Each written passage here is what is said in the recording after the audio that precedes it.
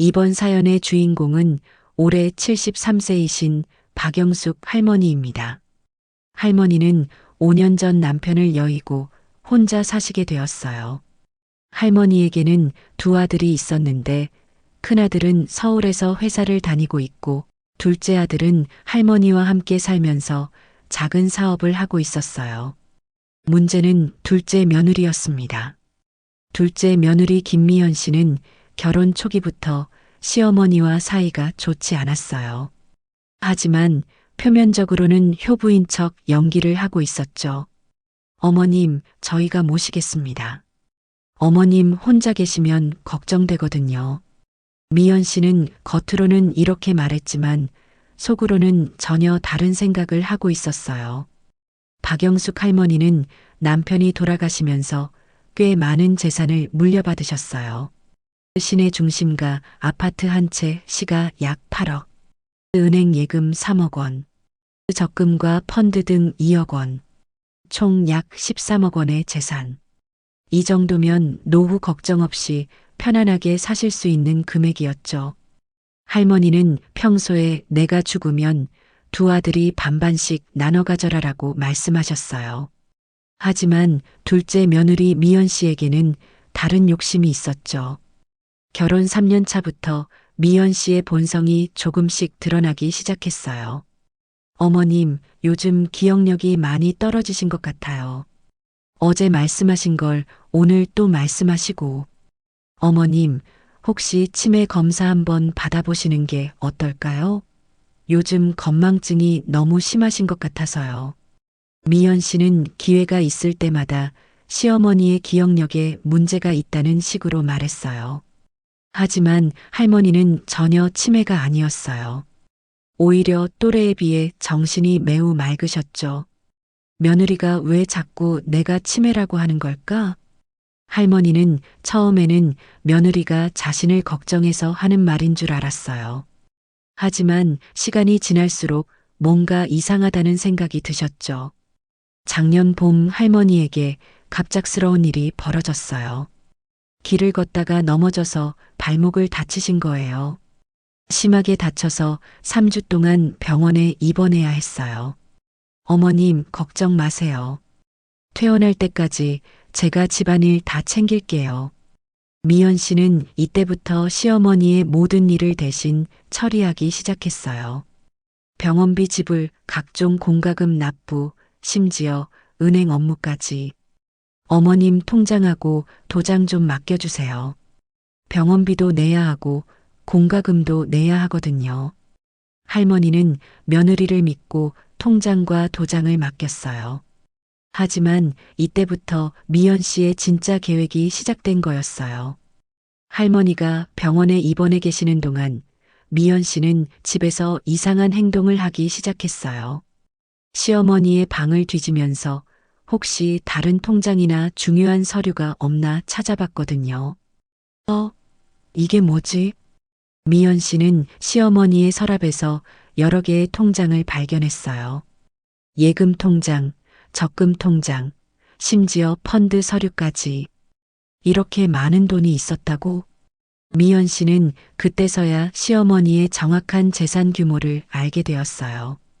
생각보다 훨씬 많은 돈이 있었거든요. 그리고 그 순간 미연 씨의 머릿속에 나쁜 생각이 떠올랐어요. 어차피 어머님도 나이가 많으시고 혹시 정말 치매라도 오시면 그때 이 돈들을 관리하는 건 결국 우리가 될 텐데. 미연 씨는 그 순간부터 계획을 세우기 시작했어요. 3주 후 할머니가 퇴원하셨을 때 미연 씨의 태도가 완전히 달라져 있었어요. 어머님, 병원에 계시는 동안 많이 약해지신 것 같아요. 혹시 기억력도 예전 같지 않으시죠? 어머님, 아까도 같은 말씀을 3번이나 하셨어요. 정말 걱정되네요. 미연 씨는 할머니가 정상적인 말을 해도 마치 이상한 말을 하는 것처럼 반응했어요. 할머니는 처음에는 정말 자신이 건망증이 생긴 건가 하고 걱정하셨어요. 내가 정말 그랬나? 나이가 들어서 그런가 보다. 하지만 할머니는 분명히 기억하고 계셨어요. 자신이 같은 말을 반복한 적이 없다는 걸 말이에요. 뭔가 이상하다. 며느리가 왜 자꾸 거짓말을 하는 거지? 할머니는 그때부터 며느리를 유심히 관찰하기 시작하셨어요. 퇴원 후 한 달이 지났을 때 미연 씨는 본격적인 행동을 시작했어요. 어머님, 병원비 추가로 나온 게 있어서 30만 원 정도 필요해요. 미연 씨는 거짓 병원비를 핑계로 첫 번째 돈을 빼냈어요. 할머니는 그래, 알았다고 하시면서 통장에서 돈을 찾아주셨어요. 하지만 실제로는 추가 병원비 같은 건 없었어요. 미연 씨가 그 돈으로 자신의 화장품을 샀거든요. 이렇게 쉽게 되네. 미연 씨는 첫 번째 성공의 맛을 들였어요. 일주일 후, 미연 씨는 더 큰 금액을 요구했어요. 어머님, 남편 사업 자금이 급하게 필요해서 100만 원만 빌려주실 수 있을까요? 그래, 그럼 내가 도와줘야지. 할머니는 이번에도 흔쾌히 돈을 내주셨어요. 하지만 남편은 사업 자금이 필요하다는 말을 한 적이 없어요. 미연 씨가 그 돈으로 명품 가방을 샀거든요. 이제 미연 씨는 더욱 대담해졌어요. 어머님, 어머님이 어제 저한테 500만 원 주신다고 하셨잖아요.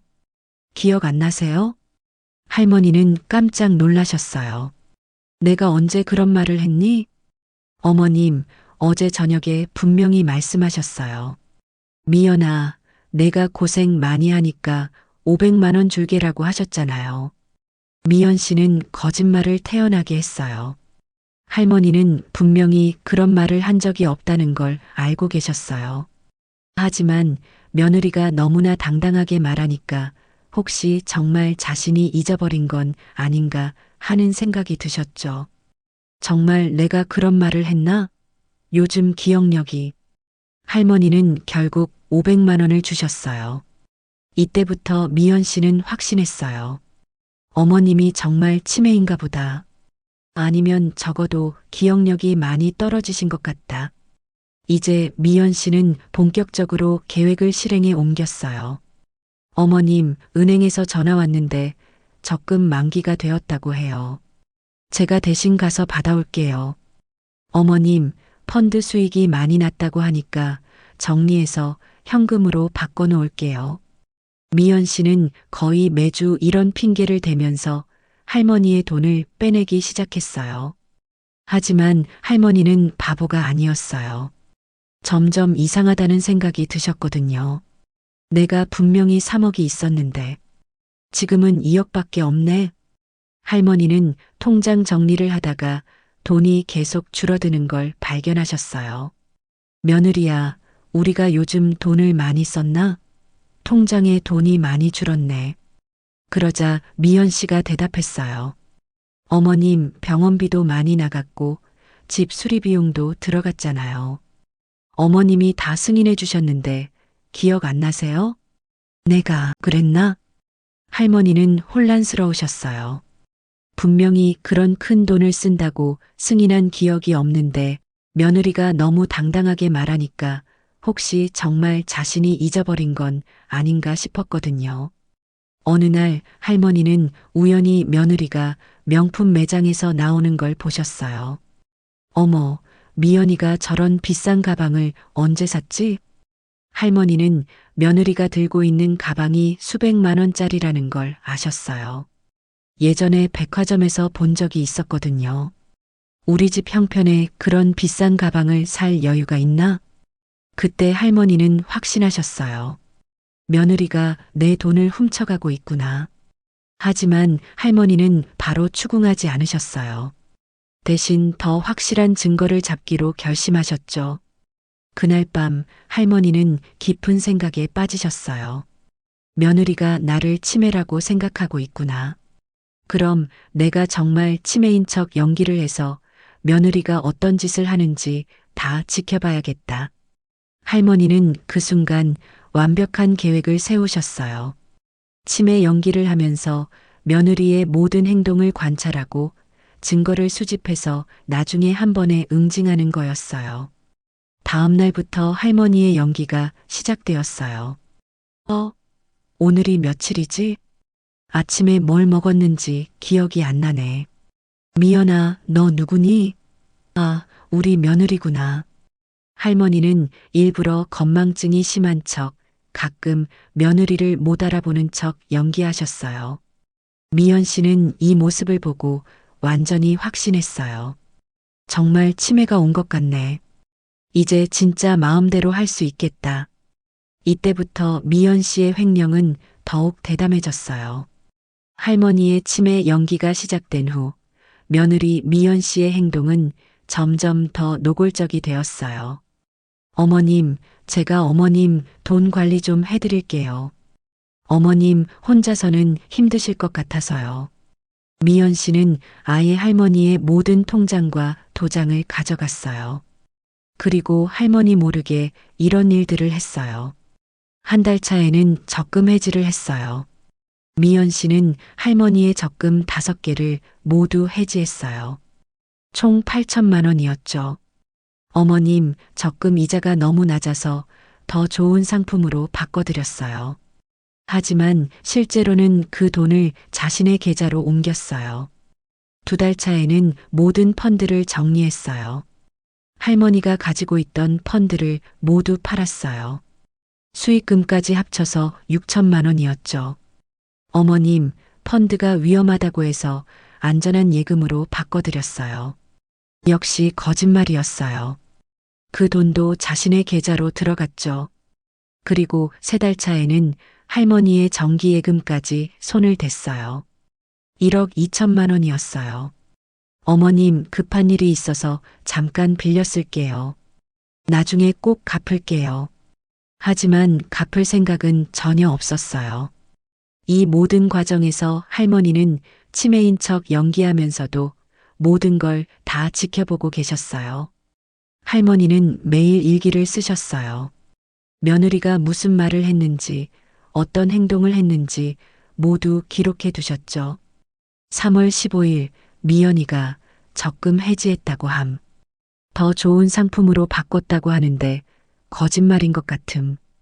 3월 22일 미연이가 새 구두를 신고 있음. 비싼 것 같은데 어디서 돈이 났을까? 4월 3일 미연이가 펀드 팔았다고 함. 위험하다고 하는데 예전에는 좋다고 했었는데. 4월 10일 미연이가 명품 가방을 또 샀음. 분명 내 돈으로 산 것 같음. 할머니는 이렇게 모든 걸 기록해 두셨어요. 할머니는 단순히 일기만 쓰신 게 아니었어요. 휴대폰으로 며느리와의 대화를 몰래 녹음하기도 하셨어요. 며느리가 거짓말하는 모습을 모두 기록해 두신 거죠. 며느리야, 내 돈이 많이 줄어든 것 같은데. 어머님, 어머님이 다 쓰라고 하셨잖아요. 기억 안 나세요? 이런 대화들을 모두 녹음해 두셨어요. 또한 은행에 직접 전화해서 자신의 계좌 내역을 확인하기도 하셨어요. 며느리가 말한 것과 실제가 다르구나. 역시 거짓말이었어. 시간이 지날수록 미연 씨는 더욱 대담해졌어요. 할머니가 정말 치매라고 확신했기 때문에 아예 숨기려고 하지도 않았어요. 어머님, 저 오늘 쇼핑 갔다 올게요. 미연 씨는 할머니 돈으로 명품 쇼핑을 하고 다녔어요. 가방, 구두, 옷, 화장품. 심지어는 친구들과 비싼 레스토랑에서 식사하는 것도 모두 할머니 돈이었어요. 어머님이 치매니까 어차피 모르실 거야. 그리고 나중에 어머님 돌아가시면 결국 우리가 받을 돈인데 뭐. 미연 씨는 이런 생각으로 점점 더 많은 돈을 써댔어요. 할머니는 이런 모습을 보면서 정말 화가 나셨어요. 자신을 치매라고 생각하고 돈을 훔쳐가는 것도 분노스러운데 그 돈으로 사치를 부리는 모습을 보니까 정말 참을 수 없었어요. 하지만 할머니는 끝까지 참으셨어요. 완벽한 복수를 위해서요. 조금만 더 참자. 증거를 더 많이 모아서 한 번에 응징해야겠다. 1년이 지났을 때 할머니가 모은 증거들은 이런 것들이었어요. 첫 번째, 매일 쓴 일기, 며느리의 거짓말과 행동 기록. 두 번째, 대화 녹음 파일 20여 개. 세 번째, 은행 거래 내역서, 실제 돈이 빠져나간 기록. 네 번째, 며느리가 산 명품들 사진, 휴대폰으로 몰래 촬영. 다섯 번째, 며느리 친구들과의 대화 내용, 사치 부리는 내용. 1년 동안 며느리가 가져간 돈을 계산해 보니 정말 충격적이었어요. 적금 해지 8천만 원, 펀드 정리 6천만 원, 정기예금 해지 1억 2천만 원, 생활비 명목 3천만 원, 기타 핑계들 1천만 원. 며느리가 1년 동안 3억 원을 훔쳐간 거였어요. 할머니는 이 계산을 하고 나서 정말 기가 막혔어요. 3억 원. 이게 말이 되나? 내가 평생 모은 돈의 4분의 1을 1년 만에 가져갔다고? 이제 할머니는 결심하셨어요. 더 이상 참을 수 없다고. 드디어 할머니의 복수가 시작되었습니다. 할머니는 1년간 모은 증거들을 가지고 전문가의 도움을 받기로 하셨어요. 변호사님, 며느리가 제 돈을 훔쳐갔는데 어떻게 해야 할까요? 할머니는 동네에서 소문난 유능한 변호사를 찾아가셨어요. 할머님, 증거가 있으신가요? 네, 여기 있습니다. 할머니는 1년간 모은 모든 증거들을 보여드렸어요. 변호사는 그 증거들을 보고 깜짝 놀랐어요. 이건 정말 완벽한 증거네요. 이 정도면 횡령죄로 충분히 고발할 수 있습니다. 그럼 며느리가 처벌받을 수 있나요? 네, 3억 원 횡령이면 최소 3년 이상 실형이 가능합니다. 그리고 당연히 돈도 다시 받으실 수 있고요. 할머니는 이 말을 듣고 속이 시원하셨어요. 변호사의 조언에 따라 할머니는 모든 은행을 돌아다니면서 정확한 거래 내역을 뽑으셨어요. 며느리가 언제, 어떤 핑계로, 얼마의 돈을 빼갔는지 모든 걸 정리하셨어요. 할머니는 마지막으로 결정적인 증거를 만들기로 하셨어요. 며느리가 자신의 범죄를 인정하는 말을 녹음하는 거였어요. 미연아, 내가 요즘 기억이 안 나는데 우리가 돈을 많이 썼나? 통장에 돈이 많이 줄었네. 어머님, 걱정 마세요. 제가 어머님 돈 잘 관리하고 있으니까요. 그런데 3억 원이나 줄었네? 우리가 뭘 그렇게 많이 샀지? 어머님, 어머님이 다 쓰라고 하신 거잖아요. 어머님 건강도 좋아지시고 집도 수리하고. 이 대화를 녹음한 할머니는 마침내 확신하셨어요. 이제 끝났다. 며느리가 자기 입으로 내 돈을 썼다고 인정했어. 할머니는 고발하기 전에 먼저 둘째 아들에게 진실을 알려주기로 하셨어요. 아들아, 엄마가 할 말이 있어. 엄마, 무슨 말씀이세요? 혹시 어디 아프신 건 아니죠? 아들은 평소 어머니가 치매 증상이 있다고 들어서 걱정하고 있었어요. 아들아, 엄마가 치매가 아니야. 네. 엄마, 무슨 말씀이세요? 할머니는 차근차근 지난 1년간의 일들을 설명해 주셨어요.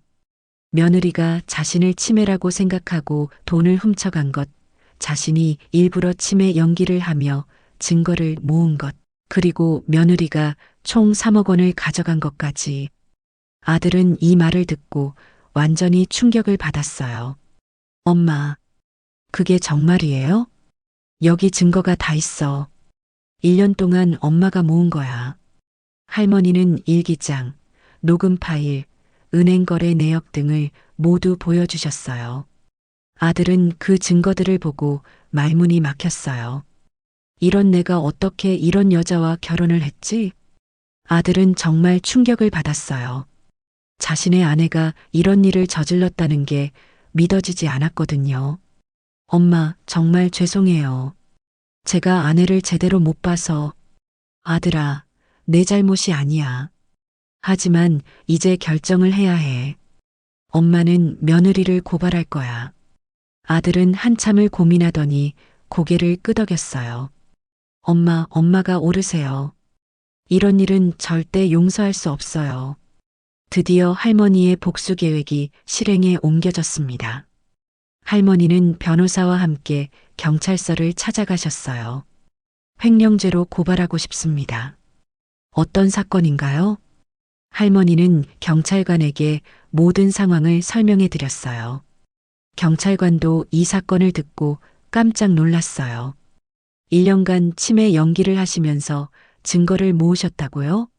네, 여기 모든 증거가 있습니다. 할머니가 제출한 증거들을 본 경찰관은 감탄했어요. 이런 완벽한 증거는 처음 봅니다. 이 정도면 바로 수사 들어가도 될 것 같네요. 3일 후 경찰이 미연 씨를 체포하러 왔어요. 미연 씨는 평소와 같이 할머니 돈으로 쇼핑을 하고 집에 돌아왔는데 경찰이 기다리고 있었어요. 김미연 씨죠? 횡령 혐의로 체포합니다. 네, 무슨 소리세요? 횡령이라니? 미연 씨는 당황했어요. 자신이 무슨 일로 체포되는지 이해할 수 없었거든요. 시어머니 박영숙 씨의 돈 3억 원을 횡령한 혐의입니다. 그게 무슨, 어머님이 치매라서 기억을 못 하시는 거예요. 미연 씨는 끝까지 자신의 무죄를 주장했어요. 경찰서 조사실에서 미연 씨는 여전히 자신의 무죄를 주장했어요. 어머님이 치매라서 돈 쓰라고 하신 거예요. 제가 횡령한 게 아니라고요. 그럼 이 녹음 파일은 뭐죠? 경찰이 할머니가 녹음한 파일을 틀어줬어요. 미연 씨 자신의 목소리가 나왔어요. 어머님이 다 쓰라고 하신 거잖아요. 제가 어머님 돈 잘 관리하고 있으니까요. 미연 씨는 이 녹음을 듣고 당황했어요. 이게 언제 녹음한 거죠? 박영숙 씨가 1년 동안 녹음한 겁니다. 20여 개가 더 있어요. 그때 할머니가 조사실에 들어오셨어요. 미연 씨는 할머니를 보자마자 안도했어요. 어머님, 어머님, 저 좀 도와주세요. 어머님이 돈 쓰라고 하신 거 맞죠? 그런데 할머니가 하신 말씀은 충격적이었어요. 미연아, 나는 치매가 아니야. 1년 동안 내가 내 돈 훔쳐가는 걸 다 지켜봤어. 네. 어머님, 무슨 말씀이세요? 나는 처음부터 끝까지 멀쩡했어. 내가 나를 치매라고 생각하고 있는 줄 알고 일부러 연기한 거야. 미연 씨는 이 말을 듣고 완전히 무너졌어요. 그럼 어머님이 일부러? 그래, 내가 얼마나 나쁜 짓을 하는지 다 지켜본 거야. 3억 원이나 훔쳐가면서도 양심의 가책이 없더구나.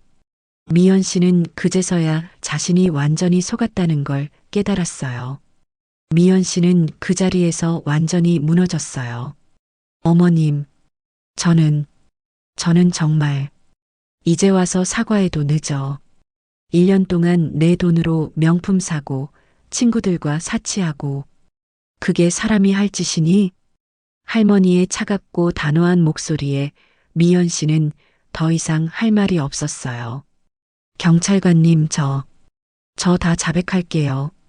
미연 씨는 결국 모든 범죄를 자백했어요. 제가 시어머님이 치매라고 생각하고 돈을 가져간 게 맞아요. 처음에는 정말 작은 돈부터 시작했는데 점점 욕심이 났어요. 적금도 해지하고 펀드도 팔고 총 3억 원 정도 가져간 것 같아요. 그 돈으로 명품도 사고 쇼핑도 하고 정말 잘못했어요. 미연 씨의 자백으로 모든 수사가 마무리되었어요. 조사가 끝난 후 둘째 아들이 아내를 만났어요. 여보, 어떻게 이런 일을. 여보, 미안해. 정말 미안해. 하지만 둘째 아들은 이미 마음을 정하고 있었어요. 우리 이혼해야겠어. 엄마한테 이런 일을 저지르고서 어떻게 계속 살아? 여보, 제발. 한 번만 용서해줘. 안 돼. 나도 엄마 앞에 얼굴을 들 수가 없어. 둘째 아들은 아내와의 이혼을 결심했어요. 6개월 후 드디어 재판이 열렸습니다. 재판정에 선 미연 씨는 완전히 초췌해져 있었어요. 구치소에서 6개월을 보내면서 많이 야위었거든요. 피고인 김미연 횡령 혐의에 대해 어떻게 생각합니까? 죄송합니다. 제가 잘못했습니다. 미연 씨는 고개를 들지도 못하고 사과했어요. 할머니도 증인으로 출석하셨어요. 피해자 박영숙 씨, 진술해 주세요. 네, 판사님. 피고인은 1년 동안 저를 치매 환자로 속이고 제 돈 3억 원을 훔쳐갔습니다. 그 과정에서 어떤 기분이었나요? 정말 배신감이 컸습니다. 며느리를 믿고 의지했는데 그 믿음을 이용해서 저를 속였거든요. 할머니의 진술을 듣는 동안 미연 씨는 계속 울고 있었어요. 피고인은 치매라고 속인 피해자를 1년간 기만하여 총 3억 원을 횡령했습니다. 이는 매우 악질적이고 계획적인 범죄입니다. 따라서 징역 5년을 구형합니다. 미연 씨의 변호사는 선처를 호소했어요. 피고인이 깊이 반성하고 있습니다. 그리고 피고인에게는 어린 자녀가 있습니다. 하지만 판사는 냉정했어요. 피고인 김미연에게 징역 3년 6개월을 선고합니다. 또한 피해자에게 3억 원과 이자를 배상하라고 명령합니다. 방청석에서 할머니는 속이 시원하셨어요. 드디어 정의가 실현된 거였어요. 미연 씨는 그날 바로 교도소로 이송되었어요. 3년 6개월 동안 감옥에서 지내야 하는 거였어요. 감옥에서 미연 씨는 매일 후회했어요. 왜 그런 욕심을 부렸을까? 어머님을 속이고 돈을 훔치다니. 하지만 이제는 너무 늦었어요. 재판이 끝난 후 둘째 아들은 아내와 이혼했어요. 엄마한테 그런 짓을 한 사람과는 더 이상 살 수 없어요. 이혼 과정에서 미연 씨가 훔친 돈으로 산 명품들은 모두 할머니에게 돌려졌어요. 가방, 구두, 옷, 액세서리. 총 5천만 원 어치였어요. 할머니는 복수는 성공했지만 마음이 편하지만은 않으셨어요. 재판이 끝나고 집에 돌아온 할머니는 혼자 앉아서 깊은 생각에 빠지셨어요. 그래도 3년 동안 며느리였는데 이렇게 끝나니까 안타깝긴 하네. 할머니는 미연 씨가 처음 결혼했을 때를 떠올리셨어요. 그때는 정말 착해 보였거든요. 처음에는 정말 좋은 아이라고 생각했는데 언제부터 이렇게 변한 걸까? 할머니는 혹시 자신이 며느리를 제대로 품어주지 못했던 건 아닌가 하는 생각도 드셨어요. 내가 며느리를 더 따뜻하게 대해줬다면 이런 일이 벌어지지 않았을까? 하지만 곧 고개를 저으셨어요. 아니야, 그런 게 아니야. 아무리 힘들어도 남의 돈을 훔치는 건 잘못된 거야. 할머니는 1년 동안 며느리가 자신의 돈으로 사치를 부리며 친구들과 즐거워하던 모습을 떠올리셨어요. 그때 그 아이 얼굴에는 양심의 가책이라는 게 전혀 없었어. 오히려 나를 바보로 여기고 있었지. 할머니는 그때의 분노가 다시 올라오는 걸 느끼셨어요. 3억 원. 내가 평생 모은 돈이야. 그 돈에는 내 인생의 모든 고생이 담겨 있는데 할머니는 젊은 시절 남편과 함께 고생하며 한 푼, 두 푼 모았던 기억들을 떠올리셨어요. 새벽 5시에 일어나서 시장에 나가고 밤늦게까지 일하면서 모은 돈인데 그걸 명품 가방 사는데 쓰다니. 하지만 동시에 둘째 아들에 대한 미안함도 드셨어요. 우리 둘째는 정말 착한 아이인데 이런 여자를 만나서 고생만 하게 됐네. 할머니는 둘째 아들이 이혼 후 혼자서 아이를 키우며 힘들어하는 모습을 보면서 마음이 아프셨어요. 내가 며느리를 고발하지 않았다면 우리 둘째가 이혼하지 않아도 됐을까? 하지만 곧 다시 생각을 바꾸셨어요. 아니야, 이런 여자와 계속 살았다면 더 큰 피해를 봤을 거야. 지금이라도 진실을 알게 된 게 다행이지. 잘못한 건 반드시 대가를 치러야 해. 그래야 정의가 실현되는 거야. 그리고 다른 시어머니들도 이런 일을 당하지 않도록 내가 본보기를 보여준 거야. 할머니는 마지막으로 이런 생각을 하셨어요. 나이가 들었다고 만만하게 보면 안 된다는 걸 보여줬어. 우리 시니어들도 당당하게 살아야 해. 할머니의 마음속에는 여전히 복잡한 감정들이 자리하고 있었지만 한 가지만은 확실했어요. 자신이 한 일이 옳다는 것, 그리고 정의는 반드시 승리한다는 것을요.